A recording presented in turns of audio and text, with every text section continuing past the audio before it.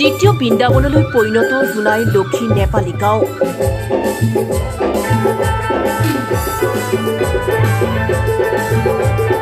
শ্ৰীকৃষ্ণৰ ভক্তিৰসত মুখৰিত সমগ্ৰ অঞ্চল।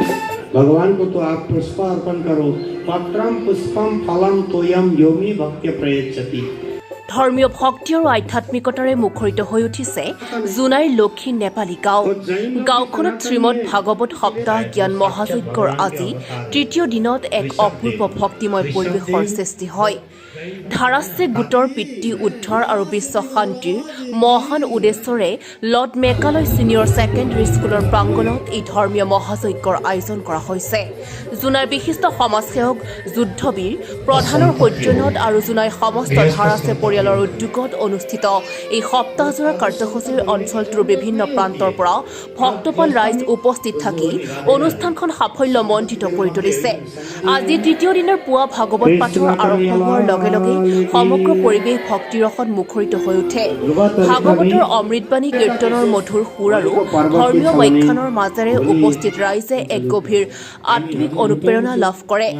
বহু ভক্তই এই অনুষ্ঠানক অন্তৰ্মুখী সাধনা আৰু মানসিক শান্তি লাভৰ এক সুবৰ্ণ সুযোগ বুলি মন্তব্য কৰে। অসমৰ বিশিষ্ট পণ্ডিত বিষ্ণু কমল শাস্ত্ৰীয়ে শ্ৰীমদ ভাগৱত পাঠ আগবঢ়াই ভাগৱতৰ মহাত্ম ভক্তি ভাৱনাৰ শক্তি আৰু ধৰ্মীয় চেতনাৰ গুৰুত্ব সম্পৰ্কে বিস্তৃত ব্যাখ্যা দাঙি ধৰে। তেওঁৰ সাৰগৰ্ভ বক্তব্যই উপস্থিত ভক্তক গভীৰভাৱে আকৰ্ষিত কৰে। উল্লেখযোগ্য যে 24 ফেব্ৰুৱাৰীৰ পৰা আৰম্ভ হোৱা এই সপ্তাহজোৰা শ্ৰীমদ ভাগৱত জ্ঞান মহাযজ্ঞ অহা 2 মাৰ্চলৈকে অব্যাহত থাকিব। প্ৰতিদিনে পুৱা 10 বজাৰ পৰা দুপৰীয়া 3 বজালৈ অনুষ্ঠিত হোৱা এই কাৰ্যসূচীত অধিক সংখ্যক ভক্তপাল ৰাইজৰ উপস্থিতি কামনা কৰিছে আয়োজকসকলে। আমি ধাৰাশ্ৰী গোটৰ পৰিয়ালবৰ্গৰ হৈ এতিয়া 7 দিনৰ ভাগৱত মানে আমি ইয়াত মহাযজ্ঞ আমি আয়োজন কৰিছোঁ। এই মহাযজ্ঞত আমাৰ পিতৃহঁতৰ পৰা উদ্ধাৰৰ হেতু আমাৰ এই বিশ্ব শান্তিৰ হেতুকে এইটো আমি এই ভাগৱতখন আয়োজন কৰিছোঁ। সেই গতিকে এই ভাগৱতত সকলোৱে মানে ভক্তবান ৰাইজ আহি পেলাই এই আমাৰ ভাগৱতৰ ৰাইজৰ লগত সহযোগ কৰি এই ভাগৱত মানে হেৰিখন সাফল্য মানে কৰি তুলিবলৈ সকলোকে মানে অনুৰোধ জনাইছোঁ। আৰু লগতে যিসকল মোৰ বন্ধু বান্ধৱ আছে বা আছে ইষ্ট মিত্ৰ কুটুম্ব আছে যিসকলে খবৰ পোৱা নাই, এই আমাৰ চিয়াং লাইভ মিডিয়াৰ যোগেদি সকলোকে মই আহ্বান জনাইছোঁ যাতে তেওঁলোকে আহি পেলাই আমাৰ এই তীৰ্থ মানে ভাগৱত তীৰ্থস্থলীত আহি পদাৰ্পণ কৰি আমাৰ ভাগৱত মানে ৰসৰ মানে পান কৰে বুলি মই আহ্বান জনাই সকলোকে মানে ৰাধে ৰাধে কৈ 7 দিনলৈ চলিব। যোৱা 24 তাৰিখৰ পৰা 2 তাৰিখলৈকে চলিব। 2 তাৰিখে সমাপ্তি হ'ব।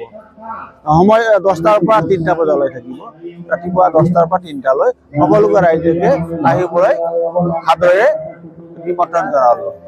ৰাধে ৰাধে। হয়, আমাৰ ইয়াত 7 দিনীয়া হিচাপত শ্ৰীমদ ভাগৱত আৰম্ভ হৈছে। আমাৰ এই উদ্দেশ্য হ'ল তেওঁলোকৰ ধাৰাশ্ৰী গোত্ৰৰ আমাৰ যুদ্ধবীৰ প্ৰধানদেৱৰ পৰিয়ালৰ সৈতে তেওঁলোকে আয়োজন কৰিছে।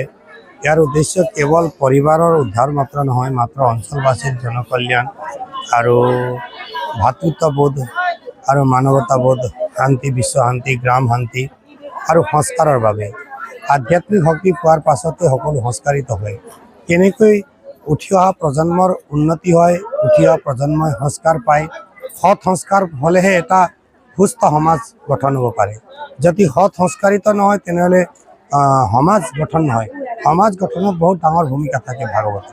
আধ্যাত্মিক শক্তিৰ দ্বাৰা সংস্কাৰ পায় আৰু উঠি অহা প্ৰজন্ময়ো নিজৰ লক্ষ্য স্থানত উপনীত হ'ব পাৰে।